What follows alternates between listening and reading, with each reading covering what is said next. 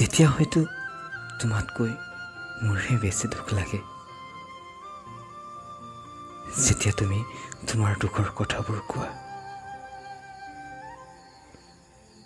এনে লাগে যেন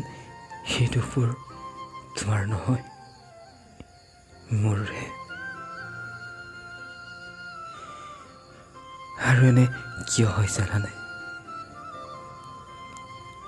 এইবাবেই যে মই তোমাক